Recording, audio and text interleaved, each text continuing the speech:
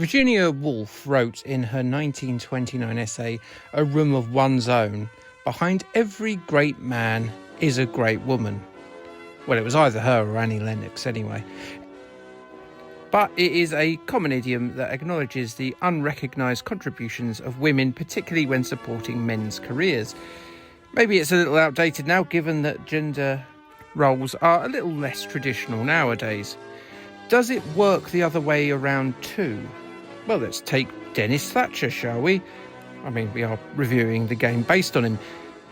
Denis was the indoors of Margaret, certainly a hugely successful woman, being the first female Prime Minister of the United Kingdom with a lengthy tenure of serving as Prime Minister from 1979 all the way through to 1990.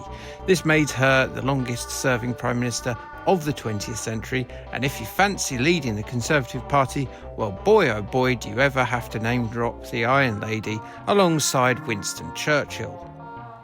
Thatcherism is a very divisive form of politics. It's a form of neoliberalism, deconstructing the welfare state, nationalised industry and close regulation of Britain's post-war recovery. Instead, it favoured a lean into emphasising free markets, British nationalism, tax cuts and restrained government spending, and yes, a whole lot of privatisation. It certainly inspired a lot of people to better themselves, inverted commas, by making themselves wealthy, but at the expense of societal balance. It's inarguable that stripping of public services has led to enormous wealth inequalities in the UK that can be felt today. Denis Thatcher was a constant by Maggie's side, however, be whether you consider a great stateswoman of her time or to be a harbinger of late-stage capitalistic doom. He himself was a World War II veteran and a wealthy businessman in his own right, even part funding Maggie's rise to power. He married the future Baroness Margaret in 1951. Denis, who died in 2003, referred to Margaret as the boss and was fairly reluctant to do press interviews. He was well known to enjoy a little drink though, something he was mocked for quite regularly in satirical weekly magazine Private Eye. It's this fondness for a tipple that forms the basis of this text adventure, Denis Through the Drinking Glass. Denis Through the Drinking Glass takes its name from the Alice in Wonderland sequel, Alice Through the Looking Glass, and you'll find a great deal of Lewis Carroll's nonsense poetry on display here, but more of that in a little while.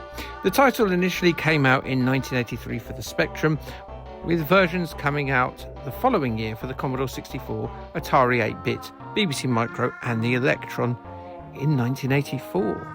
The game was developed and published by application software specialists, who only seemed to actually release this one title.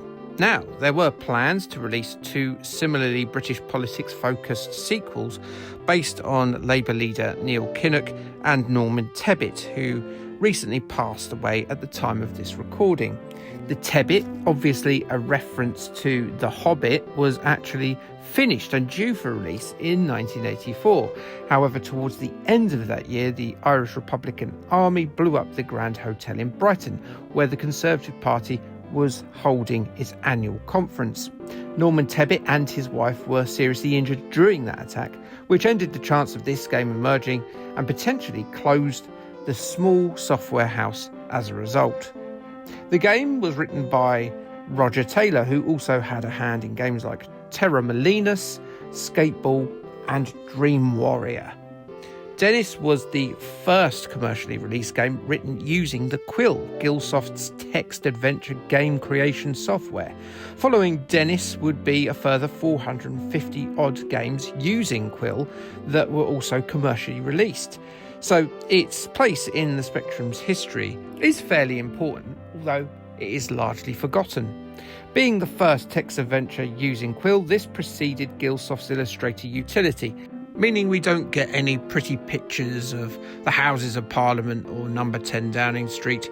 Instead, we're left with a blue screen with white text as a visual for the game's entirety. Not brilliant for a YouTube video, but to play this was a choice of my own, so it's my own ruddy fault. Anyway, it's quite interesting. You are Denis, which, depending on your political leanings, will give you a warm groin or bring you out in a cold sweat. Married to Maggie? Yikes. You are one thirsty Denis, and you need to escape number 10 Downing Street so you can sit your bottom down in the welcoming walls of the Gravedigger's Arms pub and get well and truly lathered. It is not quite as straightforward as you'd expect to do so. One does not just leave and let Maggie know you fancy a quick pint or 8 and you'll be back in a few hours. It is a game fraught with endgame states.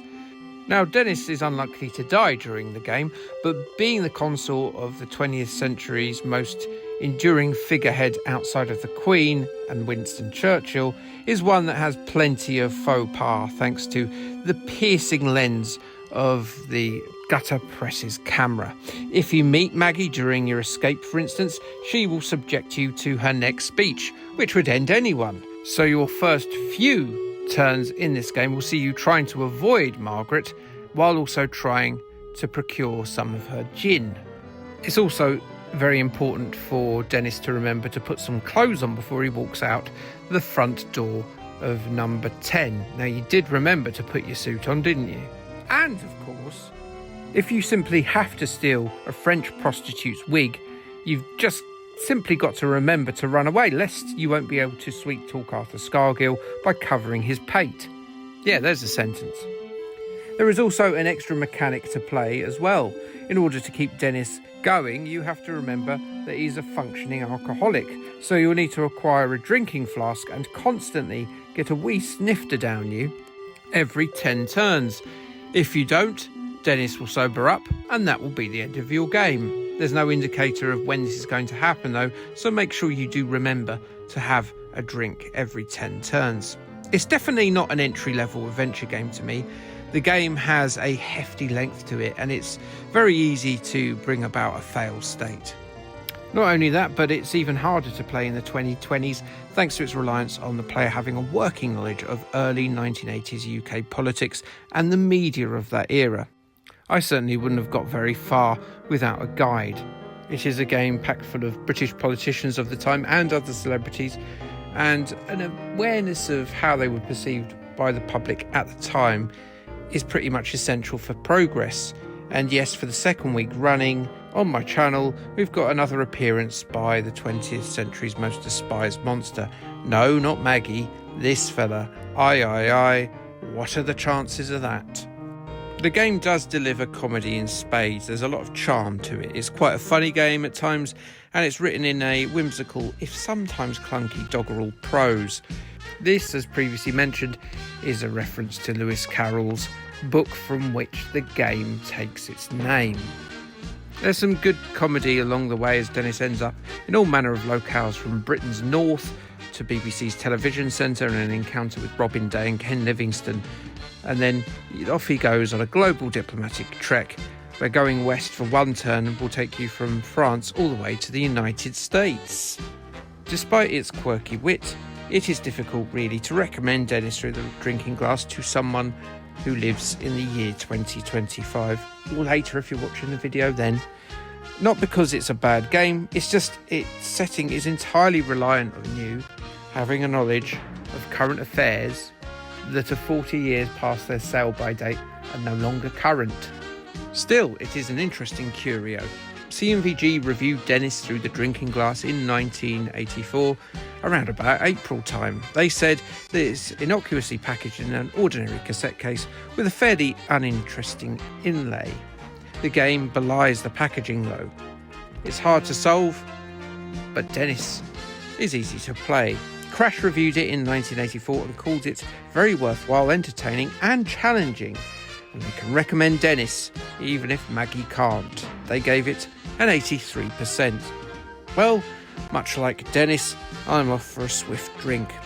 After all, any games that were based on the current political climate would probably most likely resemble Wolfenstein. Edgy political humour there. Anyway, like, subscribe.